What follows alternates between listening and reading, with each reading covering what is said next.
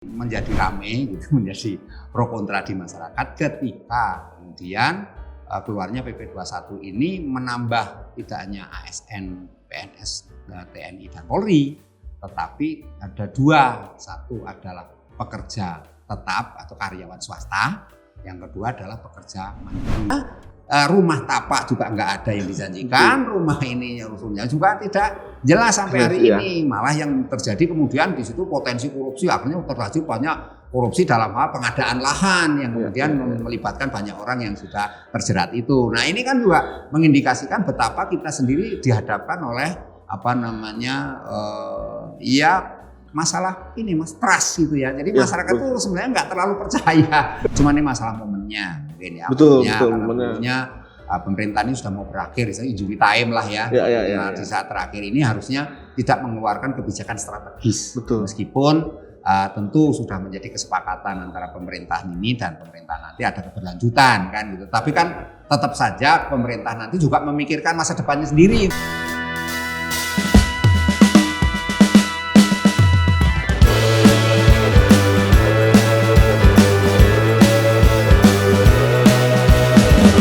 Halo Sobat Bisnis, kita berjumpa lagi di podcast Bisnis Indonesia. Mungkin beberapa hari ke belakang Sobat Bisnis kalau membaca berita dan juga mungkin nonton pemberitaan gitu ya, lumayan ramai soal tapera alias tabungan perumahan rakyat. Banyak kontroversi dan juga penolakan mulai dari para pemberi kerja alias pengusaha hingga masyarakat pun menganggap bahwa ya tapera ini memotong sekian persen dari gaji dan menganggap bahwa kebermanfaatannya masih kurang dibandingkan yang sudah ada, yang sudah berjalan BPJS Tenaga Kerja, dan mungkin banyak juga yang membandingkan dengan program perumahan yang sudah diberikan oleh BPJS Tenaga Kerja. Nah kita kan ngobrol-ngobrol lebih lanjut mengenai tapera ini, mulai dari bagaimana tapera ini bisa diberlakukan dan bisa disahkan oleh Presiden Jokowi hingga seperti apa sebenarnya baiknya tapera ini diberlakukan. Apakah memang sudah sesuai regulasi pemerintah hingga peraturan ini diberlakukan, dan juga Presiden Jokowi menyebut bahwa semua karyawan wajib untuk mengikuti tapera ini. Nah kita akan langsung ngobrol dengan Pak Trubus Rahadiansyah. Beliau adalah pengamat kebijakan publik dari Universitas Trisakti. Halo Pak Trubus, apa kabar Pak? Ya Mas, sehat selalu, mantul. Pak, kalau kita bicara soal undang-undang peraturan pemerintah nomor 21 tahun 2024 tentang tapera ini Pak ya, PP ya. Ini sebenarnya disahkan sebelumnya sudah pernah disahkan di 2016. Dan kemudian ini diberlakukan, ibaratnya kalau saya sendiri sebagai publik melihat agak sedikit tiba-tiba nih Pak nih, agak sedikit kenapa ini tiba-tiba diberlakukan dan tiba-tiba jadi ramai dibahas gitu ya Pak ya. Bapak melihatnya seperti apa sih Pak? Apakah memang latar belakangnya ini karena sudah diterbitkan di 2016 kemudian baru sekarang diberlakukan sekarang, apakah seperti apa Pak? Iya, saya melihat sebenarnya ini bentuk minimnya sosialisasi sebenarnya dari peraturan yang sudah diterbitkan tahun 2016 itu undang-undangnya. Nah, kemudian ada ketentuan PP itu ya seperti ini. Sebelum PP 21 kan ya ini tentu untuk PNS kan, itu ASN lah gitu. Dan TNI Polri. Nah itu masih bisa diterima, artinya karena memang itu kebijakan tepat untuk kalangan ASN. Kemudian menjadi ramai gitu, menjadi pro kontra di masyarakat ketika kemudian keluarnya PP 21 ini menambah tidak hanya ASN, PNS, TNI dan Polri, tetapi ada dua. Satu adalah pekerja tetap atau karyawan swasta, yang kedua adalah pekerja mandiri. Pekerja freelance juga ya. Jadi ini, pertama tentu niat kebijakan ini baik dalam rangka memberikan semacam perlindungan, akses maupun bantuan kepada MBR, masyarakat berpenghasilan rendah gitu.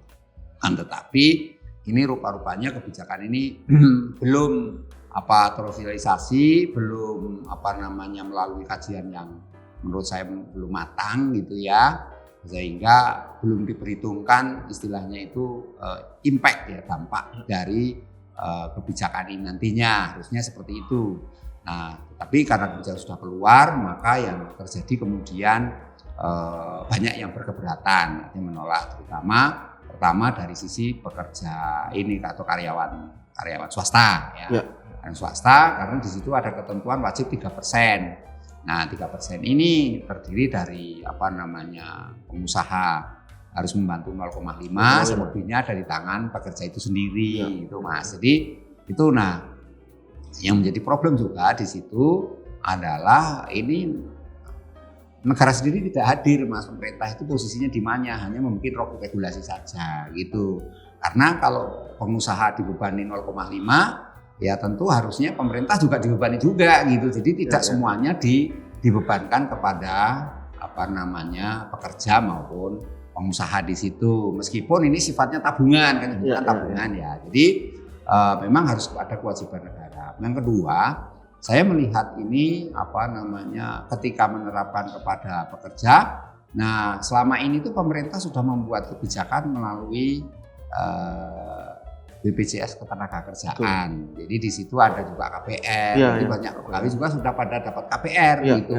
Juga ada pinjaman untuk renovasi rumah gitu. Nah, sekarang sedang running.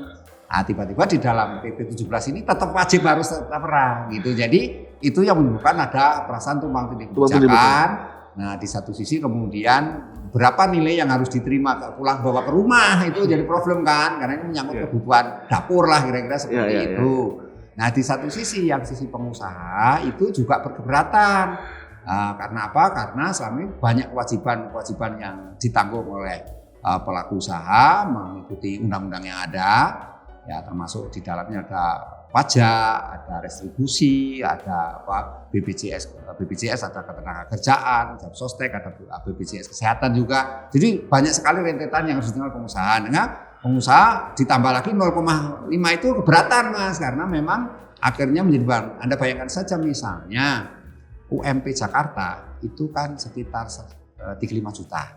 Nah, kalau 5 juta itu dipotong 3%, 3%-nya 5 juta itu sekitar 150.000. Nah, 150.000 itu pekerjanya disuruh membayar 125.000, sementara pelaku usaha atau korporasinya perusahaan itu harus membayar 25.000. Persoalannya kalau satu orang tapi ini kan kalau karyawannya sampai 500 sampai ribuan ya kan otomatis harus membayar itu membebani sekali gitu lah. Sementara posisinya ditanya negara hadir di mana, kan harusnya negara juga berkontribusi berapapun ya kan, artinya ikut menanggung juga meskipun itu sifatnya Nah, sementara yang lainnya berpikir kenapa itu kita sudah punya KPR harus kewajiban bayar itu juga, berarti kan double gitu ya.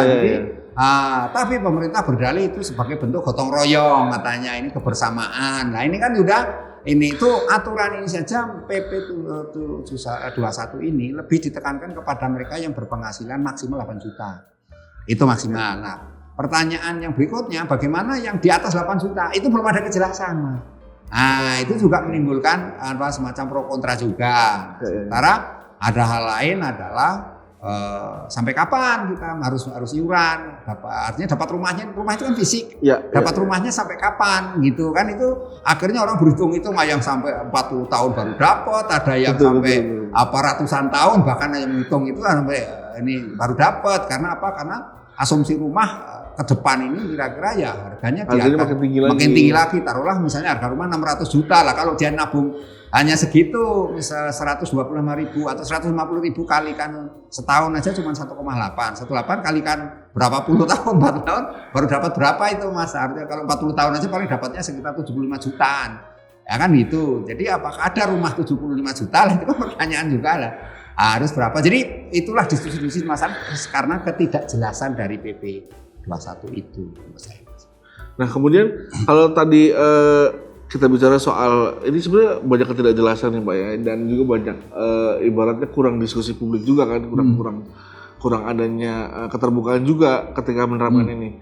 Baiknya seperti apa Pak? Maksudnya ketika ini kan sudah berlaku dan Pak Jokowi sudah mengimbau untuk jadi sebuah kewajiban.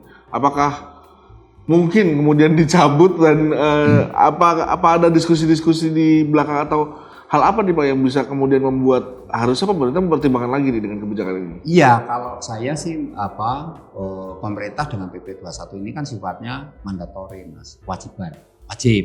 Nah, karena itu supaya tidak mengurangi ini kan diskusi yang pro kontra ini dan tidak terkesan nanti negara menjadi pengepul uang itu, pengepul dana masyarakat, maka lebih baik ini dijadikan saja aturan turunannya sifatnya itu ini Mas, opsional, pilihan. Nah, jadi pilihan artinya memiliki rumah itu ya sesuai dengan ini, kebutuhan. Kemudian yang kedua, pemerintah juga harus mempertimbangkan kepada pekerja mandiri. Pekerja mandiri ini kan sebenarnya orang freelance, artinya nyebut orang menganggur kok terus bayar. Nah, itu kan udah otomatis persepsinya jadi ini. Nah, karena itu menurut saya ini opsional. Kalau mau ya negara hadir saja di situ dalam arti 3% ditanggung oleh negara kan gitu, disampai untuk menyediakan lapangan pekerjaan nantinya kan gitu, pekerjaan. Yang kedua Mas, memang perkembangan terakhir misalnya masyarakat kategori sebut ada Gen Z lah gitu ya, Gen Z ini sekarang sudah tidak lagi Mas suka yang namanya memiliki rumah, dia lebih suka sewa sekarang itu ya. Jadi untuk itu memang tidak menjadi kebutuhan yang strategis ya bagi generasi berikutnya. Nah, itu yang sangat penting. Nah, ketiga saya melihat memang ini negara artinya ya memahami gitu ya niat negara, karena negara itu dalam halnya pemerintah kan kita ini masih ada 12,5 juta kira-kira masyarakat yang belum punya rumah gitu ya. Jadi ini kewajiban negara memang untuk mempunyai rumah, tapi mungkin caranya jangan ini seperti kadang memaksa gitu, memaksa kepada masyarakat. Yang ketiga juga ketiganya menurut saya ini pemerintah kan ditantang untuk pengelolaannya seperti apa lembaganya ya kan, karena apa? Karena kita dulu ada namanya Bapak Tarum itu hasilnya juga nggak menggembirakan ya, banyak perilaku korupsi karena kita penyakitnya korupsinya tinggi sekali Mas. Dan itu terjadi pada misalnya Asabri yang rumah akhirnya Asabrinya sampai bangkrut ya kan, pilot. Tambah lagi ada BUMN lagi Jiwasraya juga yang akhirnya harus bangkrut. Nah, itu karena salah kelola. Nah, khawatirnya itu kemudian publik melihat jangan-jangan ini akan menjadi bacaan gitu, bacaan bagi para pejabat nantinya, karena tidak ada jaminan bagi mereka itu untuk dapat rumah. Kan harus ada kepastian hukum juga Mas, supaya ada berkeadilan. Kepastian hukum, ada kepastian kapan dia dapat rumahnya itu. Nah, itu kan juga harus di dalam aturan harus jelas. Nah, cuman gini Mas, ini yang memang ada juga yang membingungkan. Ya, misalnya perlu dikejelasan juga. Kalau ASN, PNS, TNI, Polri itu kan diatur oleh Kemenpan RB pembinanya, kan gitu ya. Nah, pembinaannya sebagai pembina yang mengatur lah gitu. Kemudian untuk karyawan swasta itu kan ada Kemenaker. Kewenangannya ada Kemenaker karena memang ada aturan seperti itu sesuai Undang-Undang 13 Mas dan Undang-Undang Ciptaker ya nomor 2 itu. Nah, tetapi bagaimana yang dengan pekerja mandiri yang freelance ini dia bawa siapa? Itu yang mereka siapa? Karena ini sifatnya adalah pengangguran mereka ini sebenarnya kan, mereka cuman ya orang mengatakan boro-boro untuk bayar, untuk makan aja nggak ada untuk bayar ini kan di Tapero misalnya atau Tapera. Ini kan hal yang kemudian harus ditepis oleh pemerintah. Karena itu solusinya menurut saya ya itu tadi, jadikan aja ini sebuah opsional Mas, bukan merupakan satu mandatory gitu, supaya tidak menimbulkan istilahnya keberatan atau resistensi dari para masyarakat itu sendiri. Nah, selain juga biaya yang bisa dibilang sebenarnya potongannya 150.000 tadi kan kita udah mulai berhitung ya Pak ya. 150.000 terus kemudian dari pekerjanya 125.000, dari perusahaan 25.000. Jika dihitung 50 tahun aja cuma 100 juta kumpulnya Pak. Nah, ditambah selain itu juga ketersediaan lahan. Yang jadi pertanyaan publik seperti itu Pak. Ketersediaan lahan, memangnya ada lahan yang bisa menyediakan untuk, kalau memang kita asumsikan sekian ratus juta penduduk Indonesia bekerja, memangnya ada lahan untuk sekian ratus juta. Nah, itu juga jadi pertanyaan itu Pak. Apakah kemudian ini pemerintah wajib mulai dari sekarang bersiap untuk mempersiapkan lahan, yang artinya kemudian jadi keseriusan Pak dari program ini gitu, bukti keseriusannya. Kalau idealnya harus seperti itu, Mas. Artinya ada namanya kebijakan itu ada namanya perencanaan. Ya. Jadi ada skenario planning ya untuk jangka pendek, jangka menengah dan jangka panjang kan begitu. Ya. Mungkin untuk jangka panjangnya harus siapkan tugas Betul, negara betul. untuk lahan. Nah, cuman persoalannya kan kalau tidak ada satu kebijakan yang kuat gitu, yang istilahnya itu berkapabilitas gitu, kebijakan biasanya jadi ini Mas, masuk angin. Arti masuk angin itu jadi kebijakan itu tidak jalan. Contoh DKI Jakarta namanya rumah DP 0 rupiah. Betul. Sampai selesai program itu si sang penjabat dalam ini Pak Gubernur Anies Baswedan itu nggak terwujud, Mas. Terwujudnya seperti itu yang kita lihat kan. Itu artinya rumah tapak juga nggak ada yang dijanjikan, rumah ini rusunnya juga tidak jelas sampai hari ini. Malah yang terjadi kemudian di situ potensi korupsi, akhirnya terjadi banyak korupsi dalam hal pengadaan lahan yang kemudian melibatkan banyak orang yang sudah terjerat itu. Nah ini kan juga mengindikasikan betapa kita sendiri dihadapkan oleh masalah ini Mas, trust gitu ya. Jadi masyarakat tuh sebenarnya nggak terlalu percaya. Jangan-jangan ini hanya ada yang berpendapat malah lebih ekstrim lagi mengatakan bahwa ini kan karena kita jangan untuk membiayai proyek PSN, proyek strategis nasional yang memang masih ada 14 yang belum selesai misalnya kayak gitu. Bahkan ada juga yang mengaitkan dengan yang namanya mungkin hutang kita yang 8.000 triliun itu juga harus dicicilkan. Jadi mengumpulkan dana masyarakat. Meskipun itu tentu nanti pemerintah berkewajiban untuk menjelaskan. Saya kan pemerintah menjelaskan dan bagaimana juga nanti daerah terutama adalah bagaimana daerah itu berhadapan langsung dengan ini masyarakat kan. Bagaimana kemudian bisa meyakinkan kepada masyarakat agar mereka ini karena yang intinya Mas dalam sebuah kebijakan publik regulasi itu harus melalui proses yang namanya komunikasi publik dulu Mas. Betul. Dikomunikasikan secara baik ya, apa itu masyarakat tahu. Entah itu komunikasi macam-macam lewat medsos lah, lewat media cetak, tulis, televisi macam-macam lah gitu ya. Makanya ada. Yang kedua ada informasi yang utuh, informasi lengkap, nggak boleh ditutup-tutupi. Artinya bahasanya itu ada keterbukaan informasi publik. Nah, jadi kan undang-undang KIP kan ada. Jadi semua masyarakat pengen tahu, kepo apa yang sesungguhnya terjadi. Kan itu harus transparan, akuntabel kan itu. Yang terakhir itu adalah edukasi, Mas. Edukasi pada masyarakat, edukasi publik, masyarakat harus dididik. Karena apa? Karena ini kan harus menjadi sebuah perilaku, Mas, menjadi kesadaran bahwa tanggal 10 saya harus bayar gitu, harus menunjukkan taparum. Nah, jadi untuk tapera lah, biaya tapera misalnya untuk tabungan. Itu kan kemudian masyarakat harus dididik dulu Mas, harus dibiasakan. Bahasa kerennya menjadi enkulturasi, menjadi membudaya di dalam perilaku masyarakat nanti gitu ya. Jadi ini yang harus juga menurut saya PP 21 dan nanti turunannya harus betul-betul jelas gitu sehingga nanti menurut saya tidak melakukan pro kontra. Yang terakhir ya bisa saja ini nanti dikaji ulang karena saya melihat juga ini menjadi beban bagi pemerintah berikutnya kan gitu. Kalau melihat kasusnya pada UKT kemarin sampai beliau Pak Prabowo ya presiden kita mendatang pun sampai akhirnya turun ini memberikan komentar gitu ya, mengkritik bahwa kebijakan kenaikan UKT uang kuliah itu Mas itu akhirnya yang dikatakan harusnya pendidikan itu gratis sesuai Undang-Undang Dasar 45 malah naik setiap tahun. Nah uangnya kemana? Padahal selama ini kan ada 20% dari APBN yang digelontorkan untuk pendidikan kan. Pendidikan kita nggak maju misalnya seperti itu. Nah akhirnya kebijakan ini oleh Pak Nadiem dibatalkan. Kan ini kan juga bisa saja pada tapera ini Mas. Pak Presiden merasa nanti gitu ya. Meskipun pada komentar soal UKT Pak Prabowo sama Pak Jokowi terkesan ada ini kan perang opini karena kan kemudian Pak Jokowi mengomentari bahwa tahun depan tetap aja UKT naik padahal tahun depan kan beliau udah nggak jadi presiden lagi gitu loh. Jadi ini kan secara politik budaya politik loh Mas, persoalan politiknya kan jadi tinggi sekali gitu ya. Nah saya khawatir ini juga akan melakukan satu ini karena di dalam kampanye program kerjanya Pak 02 dalam Pak Prabowo Gibran itu ada mengenai ini Mas, mengenai milenial, kerja untuk Gen Z ada itu. Jadi kewajiban bagi perusahaan untuk merekrut mereka istilahnya itu mengangkat mereka menjadi pegawai di usia yang 22, 23, 24 itu Gen Z itu. Kira-kira itu Mas. Artinya kan kemudian ada pendapat publik juga Pak tentang sebenarnya ketika Pak Prabowo terpilih, terus tadi program kerjanya ya, Bapak sempat singgung itu juga memang sedikit bertolak belakang nih dengan kebijakan yang tiba-tiba disahkan tentang tapera ini.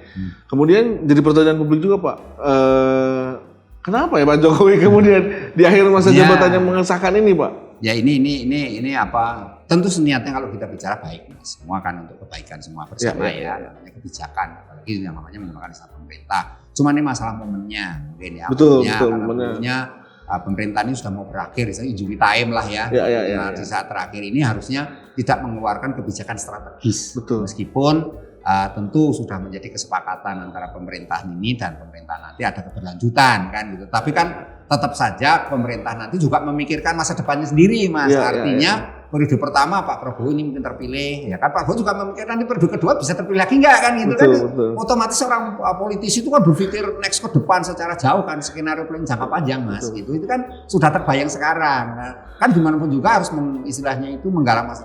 Juga karena orang akan membandingkan bagaimana kemudian ketika IKN misalnya, kenapa kok tidak dibicarakan pada saat Pak Jokowi pada periode pertama baru ngotot setelah periode kedua ini. Nah ini kan juga hal-hal yang kemudian ini termasuk kereta cepat yang dulunya kita harapkan ini ternyata baru periode kedua baru selesai. Nah ini sesuatu yang menurut saya juga menjadi ini pertanyaan publik yang artinya pemerintah perlu menjelaskan secara clear termasuk dalam konteks tapera ini yang kita bicarakan. Jadi memang banyak kebijakan-kebijakan strategis yang di rapat ini Pak Presiden Jokowi ini memang dikeluarkan, Mas, termasuk kali ini BPJS itu PP 59 itu kelas 1, kelas 2 kelasnya nggak munculnya kris itu para inap itu jadi kelas 3. Bayangkan yang selama ini membayar kelas 1, Mas, nanti akan menerima pelayanan tetap kelas 3 sama.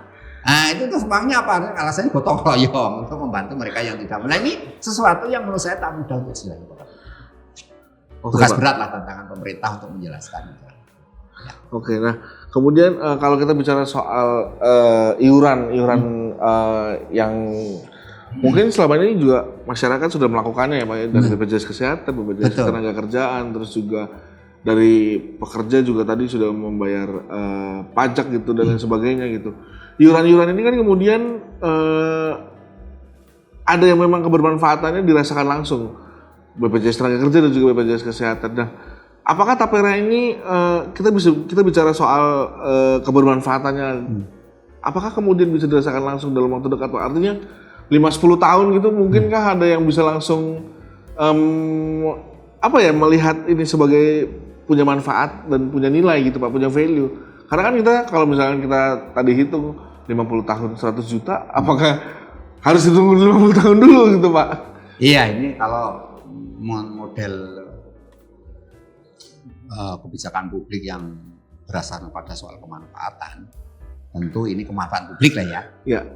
Tentu ini masih jauh dari harapan, Mas. Itu artinya memang publik harus bersabar panjang karena pengalamannya sebelum aja yang di Petarung atau apa itu mereka yang PNS yang itu pun mereka sudah pensiun juga masih nunggu berapa lama lagi baru bisa diambil uangnya. Padahal sudah masuk usia pensiun. Nah ini kan juga menjadi catatan publik lah, artinya publik itu punya namanya ingatan sosial di mana kemudian persoalan-persoalan seperti ini harus betul-betul mempertimbangkan dari sisi kemanfaatan publiknya gitu. Artinya gini bahwa masyarakat harus diyakinkan betul bahwa kamu menabung itu harus memang nanti tapra kamu dapat rumah gitu. Itu harus diyakinkan betul, Mas. Karena rumah itu sifatnya fisik, Mas. Lalu barangnya enggak ono gitu, misal barang enggak ada mana saya bayar terus mana buktinya mana kan gitu. Jadi orang akan pada tataran itu. Sebab kalau tidak nanti munculnya kecurigaan tadi. Betul. Ya jangan-jangan ya orang Jawa ojo-ojo gitu ya. Nah, itu dipakai untuk hal yang lain atau memang untuk kumpul. Nah, ini kan sesuatu yang menurut saya jadi memberatkan pemerintahan itu sendiri karena munculnya nanti jadi persoalan public distrust, Mas, ketidakpercayaan publik kan kepada pemerintah yang berlangsung. Nah, ini kan juga harus saya percaya bahwa pemerintah sangat arif, sangat penuh perhitungan ya. Tetapi manakala ini resistensi publiknya sebegitu keras terkait tapera ini ya harus pemerintah harus memikirkan secara betul-betul ini, Mas, ya istilahnya dampaknya itu secara komprehensif. Saya berhasil. Apakah kemudian resistensi dari masyarakat belakangan tentang respon tapera ini bisa berpengaruh, Pak, terhadap kebijakan? Maksudnya penolakan ini kan begitu deras tuh, begitu kencang juga dan suaranya lumayan harusnya lumayan terdengar ya ke Bapak Presiden sendiri terutama. Apakah ada pengaruhnya Pak kemudian untuk nanti dirubah atau direvisi atau seperti apa, Pak? Ya kalau public pressure, itu tekanan publik, itu biasanya sangat mempengaruhi, Mas. Kalau suara-suara ini begitu keras gitu, apalagi kemudian sekarang tidak hanya kalangan ini istilah civil society masyarakat biasa, tapi ini sudah mengarah kepada teman-teman di perwakilan di DPR juga gitu, di politisi-politisi di parpol juga banyak yang berkomentar ini artinya memberikan ini kan gitu. Jadi ini tentu pemerintahan ke depan juga akan saya percaya akan melakukan satu langkah-langkah, entah itu berupa evaluasi, entah itu menunda dulu atau itu melakukan kajian dulu. Saya akan ini tidak akan serta-merta diberlakukan meskipun di dalam ketentuannya nanti sampai 2027 kan ininya. Tapi saya yakin harus persiapan yang matang dalam rangka untuk meminimalkan kecurigaan publik dan sekaligus untuk ini menempatkan bahwa pemerintahan ini tidak saja demokratis tapi juga pemerintahan yang akuntabel dan transparan dalam setiap kebijakan. Itu Mas. Mungkin yang terakhir nih Pak nih, selain penolakan juga ada tadi yang kecurigaan itu Pak, dan juga negative thinking lah ya dari masyarakat, kalau uangnya nanti dikorupsi nih, nanti korupsinya makin gede dan makin menjadi dan sebagainya. Banyak kecurigaan negatif dari sisi masyarakat sendiri. Lantas apa nih yang mungkin harus ditekan oleh pemerintah supaya hal negatif ini tidak begitu deras Pak? Karena tentu kalau ketika membuat kebijakan yang muncul negatif terus kan nanti dampaknya juga akan ke pemerintah dan juga ke publik, juga trust-nya kan semakin berkurang juga Pak. Memang gini Mas, ini kan PP 21 ini sepertinya tidak ada dalam kebijakan ada namanya regulatory impact assessment. Jadi suatu penilaian RIA namanya RIAE itu memberi penilaian terhadap suatu kebijakan ini apakah akan berjalan atau tidak. Sebenarnya sudah bisa di ini. Tapi kalau lihat ini semua memang memperlihatkan bahwa pemerintah belum melakukan itu gitu. Jadi akhirnya yang kita tahu ya kecurigaan ini terus muncul, dan memang solusinya ya pemerintah betul harus hadir Mas solusi. Artinya gini, misalnya untuk pekerja mandiri itu nggak usah ditarik lagi, itu opsional saja, dan itu 3% ditanggung oleh pemerintah. Itu salah satunya. Kemudian yang untuk pekerja swasta, dalam ini karyawan swasta, ini jangan dibebankan karyawan dan ini saja perusahaan, tetapi negara hadir misalnya di situ mungkin 1% ditanggung oleh pemerintah gitu. Karena kan gini, pemerintah juga harus memperhitungkan bahwa oke, sekarang dia bekerja, perusahaan masih ini dampak dari ini nanti pekerja pelaku usaha kan melakukan perusahaan banyak sekali melakukan rasionalisasi Mas, dipecat itu karyawannya, di PHK kan mengurangi bebannya dia bayar itu kan gitu. Nah ini kan artinya yang dulunya dia dapat bantuan dari ini perusahaan atau pelaku usaha kan terus nggak dapat Mas. Jadilah mereka dari orang mandiri, mau nggak mau 3% tanggung sendiri lah. Ini kan pemerintah harus mengantisipasi. Karena apa? Karena dampaknya munculnya gejolak Mas Andi. Gejolak kepada apa? Kepada ketidakpercayaan. Ini yang akan berbahaya, dan kita dalam negara yang sekali lagi bahwa politiknya tingkat tinggi Mas. Artinya banyaknya civil society, tidak saja konteksnya kelompok-kelompok masyarakat, tetapi juga di situ ada elit parpol-parpol yang mereka juga sangat ini. Di negara demokrasi itu parpol juga sangat berperan di situ. Nah, parpol ini anggotanya adalah masyarakat itu sendiri Mas. Mereka kan juga punya konstituen sopo. Ya masyarakat kita semua kan itu. Jadi dia mau juga akan mendengarkan. Nah, jadi saya percaya ini kebijakan ini memang nantinya akan melalui proses lagi lah setidaknya gitu ya, entah itu dikaji ulang, entah itu dievaluasi atau apa. Tapi saya percaya bahwa intinya kita berharap ya bahwa kebijakan ini akan bisa diterapkan secara opsional gitu ya, tidak merupakan mandatori. Kalaupun nanti mandatori, ada negara harus hadir di situ. Intinya negara harus hadir, ada punya tanggung jawab. Kenapa seperti itu? Ya karena masyarakat sudah bayar pajak, bayar retribusi, bayar yang lain-lainnya, semua Mas. Sekarang kewajiban-kewajiban mereka sesuai undang-undang masyarakat ini itu parkir aja harus bayar, ya kan gitu. Jadi semuanya harus mengeluarkan kos dan gitu, sehingga disinilah saya percaya kalau negara hadir masyarakat akan adem Mas, akan menerima dengan baik. Saya kira itu Mas. Oke. Terima kasih banyak Pak Trubus untuk bincang-bincangnya. Terima kasih juga untuk sobat bisnis yang sudah menyaksikan, dan tentunya semoga obrolan kita kali ini bermanfaat dan juga bisa mencerahkan sobat bisnis, dan tentunya harapan bersama ya sobat bisnis ketika pemerintah membuat satu kebijakan, ibaratnya harus mengajak publik terlebih dahulu dan juga banyak melihat seperti apa dampaknya, karena berdasarkan dari kebijakan Tapera ini lumayan besar juga nih tekanannya dari publik, juga lumayan besar juga penolakannya dari publik gitu, dan semoga pemerintah melihatnya dan juga punya pemikiran untuk ya setidaknya ada revisi-revisi atau mungkin ada perubahan-perubahan yang tadi ya yang lebih lebih berkeadilan gitu ya.